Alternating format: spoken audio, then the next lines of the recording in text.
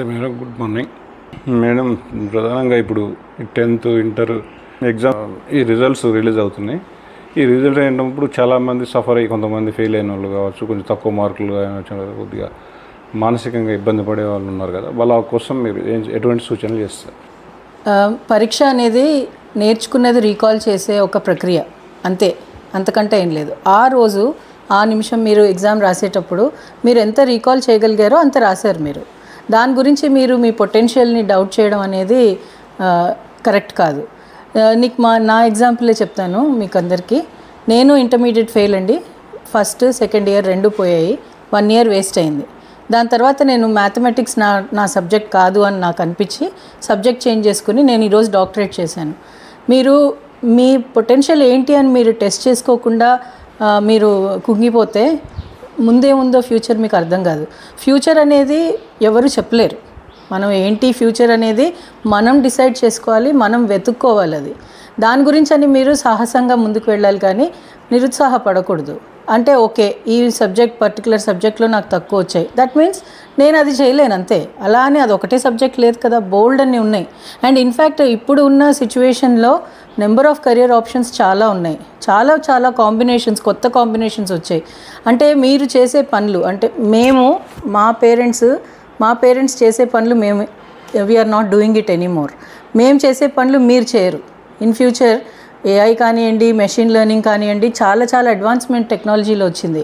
So మీరు చేసే job మీకే తెలీదు. అలాంటప్పుడు మీరు ఈ టైంలో నిరుత్సాహపడకూడదు. ఇది కాదు నా ఫోటే, ఇది కాదు, నేను ఏది వెతుక్కుని నాకు నేను నైపుణ్యం తెచ్చుకోవాలి అన్నది ఆలోచించాలి. అండ్ ఇది ఒక మెజర్మెంట్ ప్రక్రియ అనే అనుకోవాలి, అంతేగాని ఇది లైఫ్ అండ్ డెత్ సిచ్యువేషన్ కాదు. దీంతో మీ జీవితం నిర్దేశించబడదు. సో ఇది మీరు మనసులో పెట్టుకుని ముందు ఏం చేయాలి అనేది ఆలోచించి దాని గురించి మీరు స్టెప్స్ తీసుకోవడం బెటర్. అండ్ పేరెంట్స్ కూడా ఇది కాకపోతే ఇంకో ఎగ్జామ్, చిన్నప్పుడు తప్పటడుగులు వేసేటప్పుడు ఎన్నిసార్లు పడుంటారు వాళ్ళు, అన్నిసార్లు మీరు లేపి నించోబెట్టి నడిపించారు. ఇప్పుడు కూడా అదే చేయాలి. తక్కువ మార్క్స్ వచ్చినా ఫెయిల్ అయినా ఇది ఎండ్ కాదు. ఈ పరీక్ష కాకపోతే ఇంకో పరీక్ష ఉంటుంది.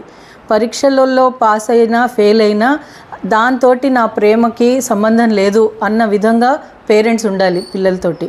వాళ్ళు అంటే ఒక్కొక్క స్టెప్ వాళ్ళు పైకి ఎదుగుతూ ఉంటే మన సపోర్ట్ లేకపోతే వెళ్ళలేరు ముందుకి. అందుకని పేరెంట్స్ చాలా జాగ్రత్తగా ఈ విషయం ఆలోచించాలి. వాళ్ళకి ఎలా సపోర్ట్ చేయాలి అన్న విషయాలు, ఆల్టర్నేటివ్స్ వెతకాలి. వాళ్ళతో ఉండండి అంతే, అంతకంటే మించిన ఏమీ అవసరం లేదు. సో పేరెంట్స్ కానీ పిల్లలు కానీ ఈ రిజల్ట్స్ తోటి, వెదర్ ఇంటర్మీడియట్ అవనివ్వండి, 10th అవనివ్వండి, ఇది టర్నింగ్ పాయింట్, ఓకే, అగ్రీడ్, కానీ దట్ ఈస్ నాట్ ఫైనల్. నా హోల్ ఫ్యామిలీలో అందరూ ప్రతిసారి పాస్ అయ్యారు ఫస్ట్ క్లాస్లో, నేనే ఫెయిల్ అయ్యాను. కానీ నేను ఒక్కదాన్నే డాక్టరేట్, ఈరోజు ఫ్యామిలీలో ఎవరు డాక్టరేట్ చేయలేదు. సో మీరేంటి అన్నది ఆలోచించుకోవడానికి టైం ఇవ్వండి. మీరు పరీక్షించుకోవాలి, ఎక్స్పెరిమెంట్ చేయాలి, ఎక్స్పీరియన్స్ అవ్వాలి, అప్పుడే మీరు ముందుకు వెళ్ళగలుగుతారు. సో ఇదే నా సందేశం మీ అందరికీ. Please be happy and please be futuristic. మీరు ఈరోజే అయిపోయింది అని అనుకోకండి, ఫ్యూచర్లో ఇంకా చాలా ఉంది అని మీరు ఇట్స్ లైక్ ఎ గేమ్, అలా ఒక్కొక్కటి అన్రావెల్ అవుతూ ఉంటే మీరు చూస్తూ ఎంజాయ్ చేయాలి, కానీ కృంగిపోకూడదు. All the best. Thank you.